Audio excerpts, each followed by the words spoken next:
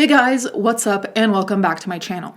So today we're going to be talking about Sunday Service, Kanye West, or now as he has changed his name to Ye, I did not know that, and Marilyn Manson. So there have been a lot of really big headlines about Sunday Service and Marilyn Manson being there, mainly because Marilyn Manson has had a slew of allegations against him, very serious ones that I should trigger warn right now will be touching on abuse of different sorts. Now, one thing I did want to say is a lot of people have requested or asked why I haven't covered Marilyn Manson and the allegations.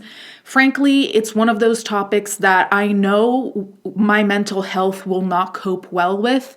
Doing a deep dive into the allegations and what has happened just would be too much for me, and I know I wouldn't be able to handle it well mentally, so I have avoided the topic. That's not to say that I am on his side or, don't believe the victims. It's just a question of mental preservation, I suppose. However, my friend Ellie Jayden here on YouTube, Shona, has made excellent in-depth videos doing deep dives into the allegations, and I'm going to include little clips of those videos here, just so if you don't know what the allegations against Marilyn Manson are or what's going on, you get a bit of an idea of why it's so controversial and why people are so up in arms about Ye having him at Sunday Service. I'll also link the videos that Shona has made about Marilyn Manson, so if you want to watch them in their entirety, you can. I highly suggest it. Perhaps one of the most famous and publicly detailed relationships Manson has ever had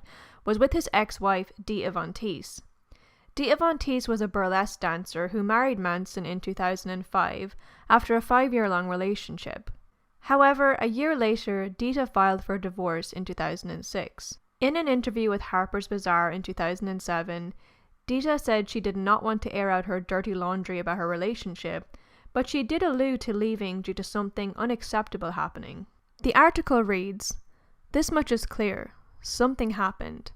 Something catastrophic enough to have her call a moving truck the day before Christmas, move into a rental home, and book a flight out to Idaho the following morning to spend the holiday with her family. Let's just say that it must have been something pretty bad for me to move out of the house after 6 years together and to pack up my stuff on Christmas Eve," she says. "I loved him, and this was the most painful thing that I ever had to go through.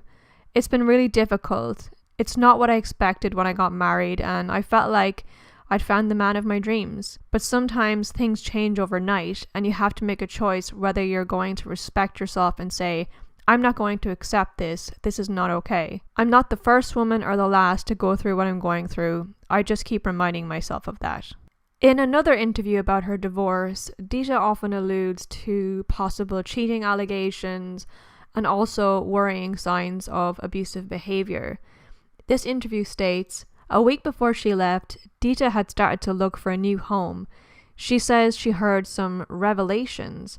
She continues, I thought, wow, I've got to get out of here. Women's intuition is a real thing. Then suddenly you have to see the facts. Then I decided and thought, well, I've taken a lot of abuse. It wasn't always easy, but this time I'm asking myself, how much more am I going to take?" She then goes on to say, "I don't regret my divorce from Marilyn Manson. It was the right thing to do. He and I are birds of a feather in many ways. I have really fond memories of the first half of our 7-year relationship. It was this romantic artist muse time, and he made the record The Golden Age of Grotesque, inspired by my world.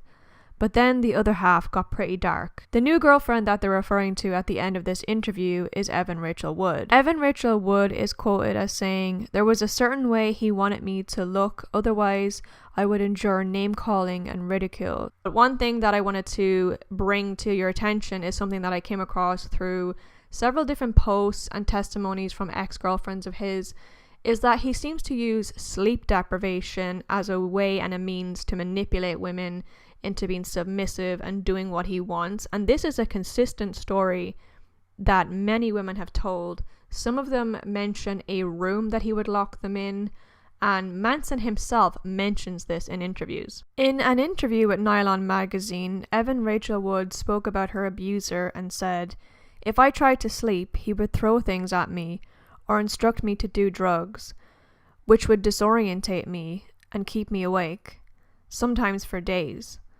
Once I was weakened by no sleep and little food. He would sometimes force me to partake in acts of fear, pain, torture, and humiliation, which he would videotape, and which I felt powerless to stop.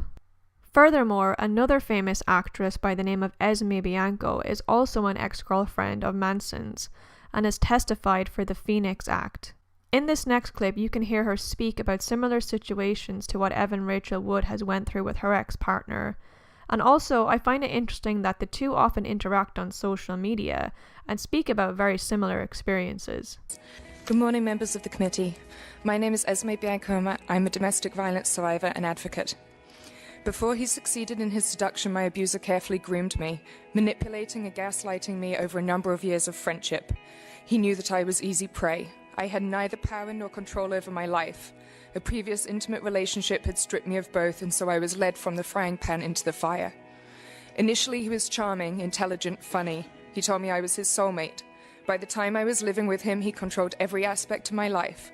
He had a dress code I was expected to abide by. He controlled what I ate, decided if my friendships were acceptable, and when I called my family, I did so hiding inside a closet. I was not allowed a key to the house, and I would often be locked in the bedroom. He controlled when and if I slept, and I was often violently shaken awake should I go to sleep without permission. Verbal abuse and name-calling was a daily occurrence, but the physical violence was most often disguised in acts of intimacy and was not consented to. In one instance, I was bitten until my body was covered in bruises. On another occasion, cut with a knife during sex. He took photos of my naked, mutilated body and posted them online without my knowledge. I still have these photos, along with photos of my body covered in welts, inflicted with a whip. On one occasion, after 4 days of no sleep, he became very angry with me.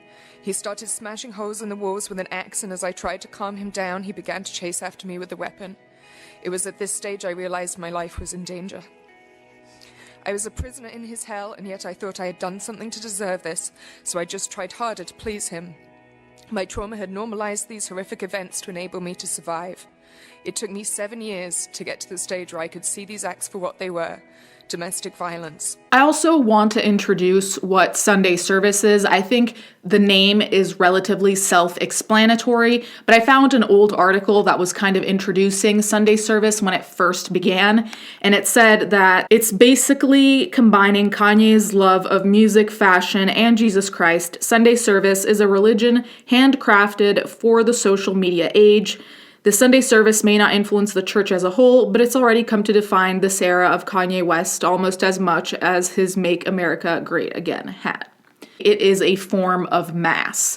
Now, the reason that I want to focus on the definition of Sunday service is because one of the reasons that I thought people were up in arms, and one of the reasons that I personally thought it was just disgusting, is, first of all, Ye has featured Marilyn Manson in his most recent album, and I already thought that was deplorable. There's no way I can be convinced that associating with Marilyn Manson in any way is a good thing, because the allegations, you heard them, they're not just some little thing. Like, it's a pattern of behavior. Marilyn Manson, to me, is just disgusting. That's all there is to it. However, Ye choosing to feature him on his album, I don't support that, but I do not think that is on the same level as Ye deciding to do a mass, his Sunday service, and feature someone who has sexual abuse allegations, amongst other things, during a mass. It's just... And I actually found an article discussing how some Christians felt about this whole thing, but it feels a little bit to me, as an ex-Christian, I suppose, it feels a little bit like a mockery to bring up someone who's in the midst of having all these allegations thrown at them during a mass, a time when you're supposed to be focusing on God and whatever else people do during mass. Having a predator there, basically, an alleged predator there, I don't know. To me, that seems gross. And I mean, even if, let's say, Ye thinks Marilyn Manson is innocent, okay?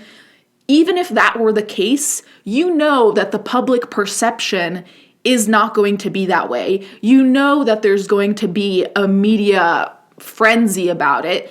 And to me, that makes it more like you're featuring him to bring attention to your Sunday service instead of actually paying attention to God and the actual service in motion. You know what I mean? It's kind of like, you know that people are going to be talking more about the fact that Marilyn Manson was there than thinking about God. Am I wrong? There was that article, like I said, that was discussing how some Christians felt, and obviously not every Christian is going to feel the same way about this. Now, there were two prevalent thoughts, I suppose you could say. Some Christians already felt that his Sunday service was more of a spectacle for himself than an occasion for any real worship. Since the launch of the invite-only service in 2019, West has had a choir turn his own music or other contemporary songs into gospel tunes and hawked expensive merch tied to the events, such as a $225 sweater and $50 church socks. So, to bring out Warner, aka Marilyn Manson, who is currently in the midst of a PR crisis and who has repeatedly torched Christianity as a religion, and even given an honorary priesthood by the Church of Satan's High Priest, it seemed like a mockery of their faith. Like this article says, he's also been anti-Christianity, Marilyn Manson, so having him there feels doubly insulting if we add the allegations, then things he's said about Christianity. I'm just like, I don't understand what sense it makes for him to be there. Even putting aside the allegations, pretending those don't exist, having someone who's been vocal about not supporting a religion, making fun of a religion, unless they've changed or they're born again or whatever, it doesn't make sense to me for them to be there. Now, add the allegations, I just don't understand unless you want it to be a PR frenzy, which again, like this said, it takes away from any attention of the actual service of worship, God, whatever else. I don't get it. However, in that article, and I can link that down below if you want to read the whole thing, basically, they also mentioned that for some Christians, this is kind of like the ultimate redemption story, you know, that like there's this person who has basically shat on a religion for a really long time, and now he's opening his heart to God and worship and whatever else. So I don't think that's the case, to be honest, but some Christians are seeing it as potentially the beginning of like a redemption arc. So they're in support of it. That being said, I don't think we're going to see Marilyn Manson become a Jesus fan. So I'm just putting that out there. The other thing that people are also pointing out, now, like the article mentioned, some Christians think that it's more of a spectacle. And the reason for that is not only because of how Ye himself is as a person and like the stunts he's pulled, but it's also because of the merch, which I briefly mentioned. And there are pictures of merch that he sold at Coachella that say things like Holy Spirit, Sunday service. All of that merch is extremely expensive for what it is. It's poorly designed, and I didn't know church merch was a thing. You guys can let me know if other churches have, you know, shirts that they sell. It would actually make sense actually for a church maybe to raise money to have a shirt saying Saint whatever church or what, something like that.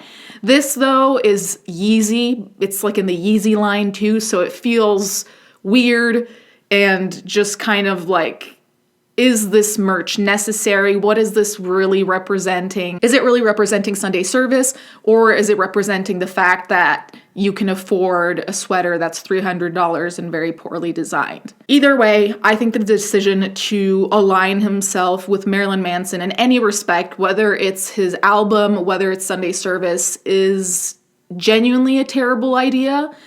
And I personally just don't know what he can be getting from it except for PR, which makes it even grosser to me to kind of ignore allegations against someone just because you know people will end up talking about it. The whole thing is a mess. You guys can let me know what you think about aligning himself. Do you think Ye thinks Marilyn Manson is innocent, or do you think he's just ignoring the allegations? Let me know. Thank you guys so much for watching. Thank you to my patrons as always, and I'll catch you guys next time.